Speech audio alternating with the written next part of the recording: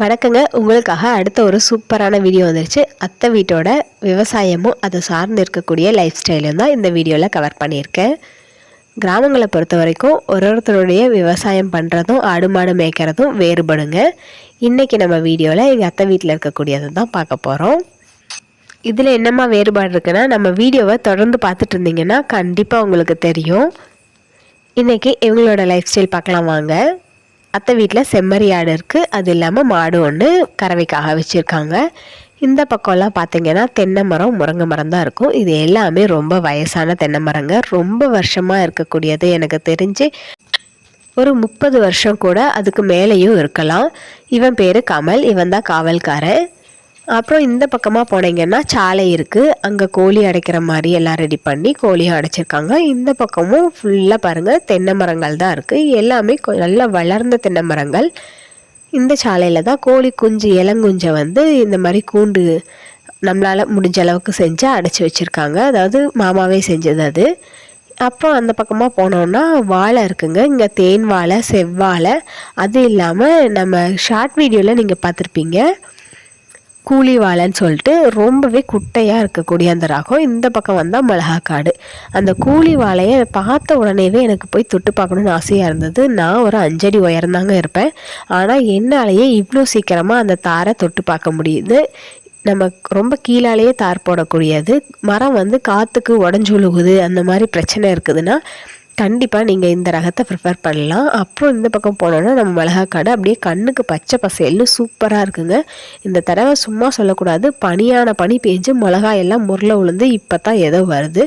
உள்ளே என்ட்ராகும்போதே பார்த்திங்கன்னா நல்ல அவரைக்காய். இது வந்து நான் இன்னொரு வழியிலேருந்து வந்து உங்களுக்கு காட்டுறேன். அதுக்கப்புறம் இங்கே பந்தலில் பாவக்காய் தொங்கிட்டு இருக்கு. பந்தலிலே பாவக்காய், தொங்குதடி லோலாக்காயின்ட்டு ரொம்ப அழகழகாக அங்கங்கே பச்சை பச்சையாக தொங்கிட்டு இருக்கு. பாவக்காய் லவர்ஸ் இருந்தீங்கன்னா மறக்காமல் ஒரு லைக் பண்ணிடுங்க. பிடிக்காதுன்னா கமெண்ட்டில் பண்ணுங்கள். எனக்கு பாவக்காய் ஃபஸ்ட்டெல்லாம் பிடிக்காது, ஆனால் இப்போலாம் சாப்பிட ரொம்ப பிடிக்கும். எல்லா காய்களுமே ஒரு சுவை தான், எல்லாத்தையுமே நம்ம சாப்பிடணும், குழந்தைங்களுக்கு கொடுத்து பழக்கணுங்க. பாருங்கள், இந்த பந்தல் வந்து முதல்லையே ரெடி பண்ண பந்தல் தான், அதுலேயே அடுத்தடுத்து காய்கள் விடுற மாதிரி ஓரளவுக்கு ஸ்ட்ராங்காகவே ரெடி பண்ணி வச்சிட்டாங்க. இது வரிசையாக எல்லாமே பாவக்காய். கீழே வந்து பார்த்திங்கன்னா தக்காளி, நாட்டு தக்காளி. அங்கங்கே காய்கள் வந்திருக்கு, இன்னும் பழுக்க ஆரம்பிக்கல. இனிதான் பருவம் வந்திருக்கு, அதனால இனிதான் பழுக்க ஆரம்பிக்கும். அடுத்தது பார்த்திங்கன்னா ஒரு பாத்திக்கு கத்திரிக்காய் ஊனியிருக்காங்க. அதுக்கப்புறம் இந்த பக்கம் பூரா மிளகாக்காடுங்க. பனி நல்ல மூடு பனியாக பேஞ்சு எல்லா மிளகாக்கு முரளையான முரளை. அதுக்கப்புறமா ஒரு வழியாக சரியாகி இப்போ தாங்க காய் எடுத்துருக்கு. இருந்தாலும் அந்தளவுக்கு காப்பில்லை. இந்த பக்கம் மிளகாக்காடு தான். இதில் கொஞ்சம் வாழை மரம் வச்சுருக்காங்க, மொந்த வாழை, தேன் வாழை எல்லாமே கலந்துருக்கு. அப்புறம் ஒரு சீத்தாப்பழ மரமும் இருக்குது. அடுத்தது அப்படியே அந்த பக்கமாக போய் நம்ம சாலைக்கு முன்னாடி பார்த்தோம்னா ஒரு பெரிய சுண்டக்காய் செடி. அந்த செடி ஃபுல்லாகவே ஒரு படி ஆகிற அளவுக்கு சுண்டக்காய் இப்போ தான் பறித்தாங்க. அதுக்கப்புறம் பிஞ்சுகளும் இருக்குது. அவ்வளோ பெரிய செடி, அவ்வளோ சுண்டக்காய் இருக்கும். இந்த தரை பார்த்திங்கன்னா நிறைய பேர் பார்த்துருக்க வாய்ப்பு இருக்குது. நல்லா ஓடக்கல்ல போட்டு இந்த மாதிரி பாவி களத்துக்கும் யூஸ் பண்ணிக்குவாங்க, அதே சமயம் வாசலாகவும் யூஸ் பண்ணுவாங்க. இதில் நடக்கும்போது நல்லாவே அக்கு பஞ்சராக இருக்கும். அடுத்து நம்மளுடைய கண்ணுக்குட்டி நம்மளை பார்த்த உடனே வா வான்னு கூப்பிட்டு நல்லா நீவி கொடுக்க சொல்கிறான். இவன் சரியான நாட்டிங்க, ரொம்ப குறும்புக்காரே. இருக்கிற கண்ணுக்குட்டிங்கள்லேயும் இது வந்து ரொம்பவே குறும்பான கண்ணுக்குட்டி. நம்ம கிட்ட பண்ணோன்னா அதெல்லாம் எதுவும் பண்ணாது, ஆனால் நம்ம கூட விளையாடணுன்னு அது ரொம்ப ஆசைப்படும். அந்த மாதிரி ஒரு நாட்டி பாய் தான் இவன்.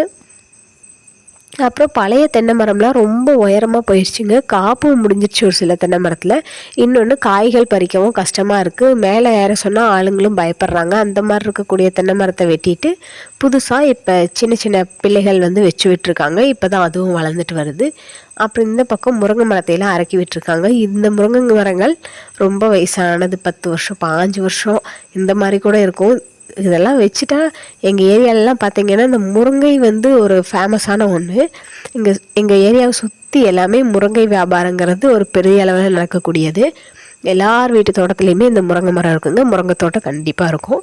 இந்த பக்கம் வந்திங்கன்னா கருவேப்பிலை அப்படியே காடு மாதிரி படர்ந்து அங்கங்கே இருக்குது, சந்தைக்கு கொண்டு போவாங்க. இந்த பக்கம் புளிச்சக்கீரை. இந்த புளிச்சக்கீரையை வந்து நீங்கள் விதையெல்லாம் ஊனி தனியாக பராமரிப்பு பண்ணி முளைக்க வைக்கணும்லாம் இல்லை.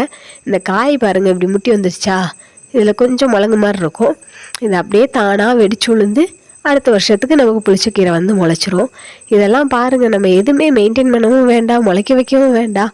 அது அப்படியே விழுந்ததுன்னா நம்ம தண்ணியை மட்டும் பாய்ச்சினா போதும், இல்லை மழை பெஞ்சாவே போதுங்க, முளைச்சிக்கும். அதுக்கப்புறம் இந்த பக்கம் வந்தீங்கன்னா புடலங்காய், இது ஃபுல்லாகவே புடலங்காய், எல்லாம் புழு விழுந்து இப்போ தான் சரியாயிட்ருக்கு. இந்த மூடு பனிக்கு புழு விழுவுறது, முரளி விழுவுறதுன்னு ரொம்ப கஷ்டங்க இந்த தடவை காய்ச்செடிகள் வர்றது. அப்புறம் நம்மளுடைய சிகப்பு வெண்டை அப்படியே திரும்பி பார்த்தா செக்கச்செவேல்னு அங்கங்கே காய் இருக்குது. இதோட உயரத்தை பாருங்கள், எவ்வளோ உயரமாக வளர்ந்து நிற்கிறான்னு. ஒரு மரத்தளவுக்கு சல்லுன்னு மேலே போய் நிற்கிதுங்க, அந்த அளவுக்கு உயரமாக இருக்குது இந்த சிகப்பு வெண்டை. எல்லாம் நாட்டு ரகம்தான். இது ரொம்பவே சூப்பராக இருக்கும், டேஸ்ட்டு செம்மையாக இருக்கும். உங்கள் வீட்டில் இந்த செடி இருக்குன்னா மறக்காமல் கமெண்ட் பண்ணுங்கள். இந்த காய் ரொம்பவே ருசியாக இருக்குது. இந்த காயை வந்து நான் ஈரோடு சைடில் சந்தையில் பார்த்துருக்கேங்க. ஆனால் இப்போ வந்து அத்தை வீட்டில் வச்சுருக்காங்க, நானும் சாப்பிட்ருக்கேன், செம்ம டேஸ்ட்டு. உங்களுக்கு இந்த காய் ட்ரை பண்ணி பார்த்துருக்கீங்கன்னா மறக்காமல் சொல்லுங்கள். இல்லை உங்களுக்கு உங்கள் வீட்டில் எந்த கலர் வெண்டை இருக்குது, ஹைப்ரிட் வெண்டை தானே, நாட்டு வெண்டை வச்சுருக்கீங்களா, அதையும் சொல்லுங்கள். அப்புறம் இப்படியே திரும்பினீங்கன்னா மக்காச்சோள காடுங்க, அதாவது ஸ்வீட் கார்ன்லாம் கிடையாது, நாட்டு ரகம்தான். மாட்டுக்கு வேணுங்கிறதுக்காக விதைச்சி விட்டுருக்காங்க. கான் வந்ததுக்கப்புறம் அப்படியே பறித்து அது எல்லாத்தையும் உடச்சி மாட்டுக்காக எடுத்து வச்சுக்குவாங்க மாவரைச்சி. இது ஃபுல்லாக அப்படியே பச்சை பசேல்னு மக்காச்சோள காடு தான், பார்க்குறதுக்கே ரொம்ப அழகாக இருக்குது இல்லைங்களா. அப்படியே இந்த வேலியில் பார்த்தீங்கன்னா ஒரே ஒரு சொர்க்கா கொடி படர்ந்து இருக்குதுங்க. இந்த என்ன ஆச்சுன்னா, நட்டது எல்லாத்தையும் கோழி வந்து பரப்பரன்னு எல்லாத்தையும் பறிச்செறிஞ்சிருச்சு. இது எப்படியோ தப்பி முளைச்சி இந்த வேலியில் படர்ந்துருக்குது. அத்தைக்கே தெரியல இதில் எப்படியோ காய் வந்தது. சரி ஓகே, எப்படியோ ஒரு செடியாவது மிச்சமாச்சேன்னு சொல்லிட்டு இப்போ இதில் இருக்கக்கூடிய காய்கள் தான் பறித்து எடுத்துக்கிட்டு இருக்காங்க. இந்த மழை பெய்யறது இருக்கு இல்லைங்களா, அது பருவம் மாறி மாறி பெய்யறதுனால விவசாயிகளுக்கு தான் ரொம்ப கஷ்டம். இன்றைக்கி தான் சோளத்தட்டு மானை நல்லா வெட்டாப்பு விட்டுருக்குன்னு அறுத்து போட்டாங்க. ஆனால் இப்போ அரவளவு மழை பெஞ்சிருச்சு. இதை நினச்சி, அதாவது மழை பெஞ்சுது பில்லு வந்துடும் சொல்லிட்டு நினச்சி சந்தோஷப்படுறதா இல்லை இப்படி ஆயிடுச்சின்னு சொல்லி சோகப்படுறதான்னு தெரில.